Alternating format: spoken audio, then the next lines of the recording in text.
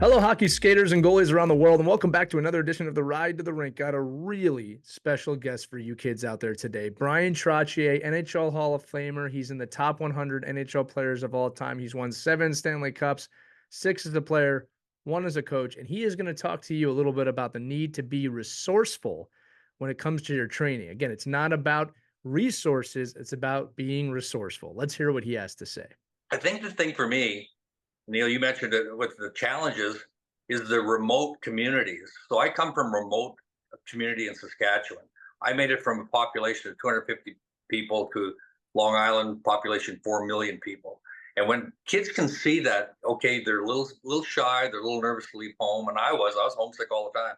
And I tell these stories, and I tell them about some of the challenges I faced with no money, remote Saskatchewan, who's going to see me, and I can make it all the way to the NHL, have some fun successes, win some Stanley Cups, and make some great friendships. And then I can always go home. I can always come back. You can always bring these experiences back, and people, you become reality all of a sudden. They see you on TV, they see you on Google. The internet is helpful for me because the parents and the grandparents know me, but the youngsters don't. But they can go on the internet, they can see you play, and all of a sudden you're real. You're in front of them.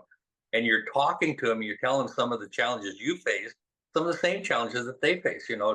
Maybe it's lack of funds, maybe it's being remote, maybe it's who am I going to play with? Not enough kids their age, and you find a way. And communities do, and I'm always impressed. They find ways to fundraise, they find ways to get their kids to where they got to get going. So those things are some of the challenges they have to overcome, just like my parents did, just like coaches, finding the right coaches that support you and give you the right kind of ice time and help you grow in skills. But there's a lot of practice time. There's a lot of hours and hours of practice that you have to do, not just on the ice. But for me, it was having a stick and a ball, going down to the barn to do chores, and that thing bouncing around, and that was fun for me. That was fun. It was just practicing my stick skills, and that ball bouncing, and my sisters and brothers as being in net and taking shots at them, and you find a way, and you just find a way to keep practicing your skills. And when you get on the ice, you practice your skating skills. When you don't have ice, you practice your hand skills, and all those things pay off in the end. And those are the things I talk about when I get into the communities. And much like I appreciate and respect all the things that I'm getting while I'm there, the good energy, the welcome, the hospitality, and the foods and all this, I want to bring something to them, and I want to bring them a story. I want to bring something that they can relate to. And our Indigenous roots aren't that far apart. Talk about the foods that I grew up with my grandparents, talk about the hunting I did with my grandfather and my dad, and talk about some of the horseback riding I did, and training animals, and being around, that family atmosphere, the love of family and community. And those are important aspects to the Indigenous folks. And I'm proud of it. I'm proud that our hockey guys in general are all about it. And we see that, we appreciate it. And we all come from kind of similar backgrounds in a sense, but at the same time, that appreciation factor, there's a little bit of humbleness about us, but we're so team oriented, right? And I think that's kind of the common glue amongst hockey guys is you're team oriented. It's not about me, it's about us. And it's about, my success is about team success. And that's the same with the Indigenous folks. They're not a me kind of people, but they take pride in the fact that they can bring something to the table. And maybe it's athleticism, maybe it's strength, maybe it's their knowledge, and all these things are powerful things that the next generation they watch and they see, and they become that person. And so mentoring is a big factor in the Indigenous communities, much like it is for me, having my parents be my mentors, having coaches, having teammates that supported me through the thing. But there's challenges, but there's ways to overcome them. And my story, I hope, helps the next generation.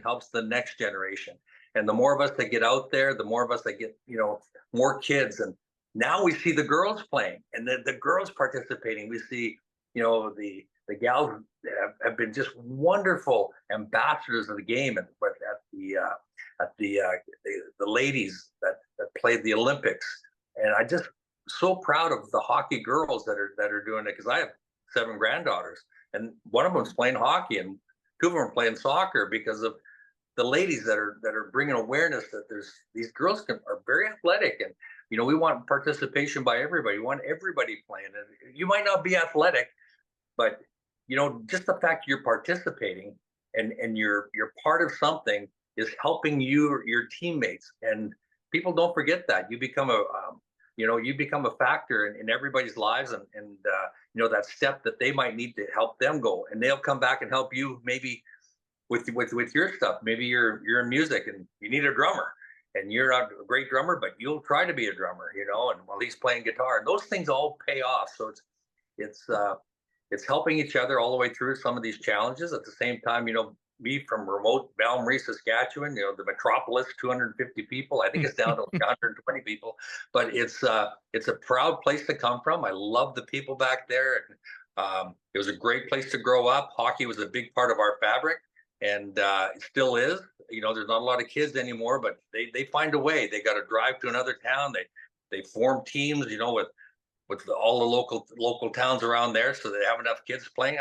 I'm amazed, what we do as parents and grandparents to help the next generation, and it's the same thing in the Indigenous communities, and that's why I'm so proud of the game of hockey, and I'm so proud of the people that are involved in the game, because everybody finds a way to grab a hold of the rope. Right.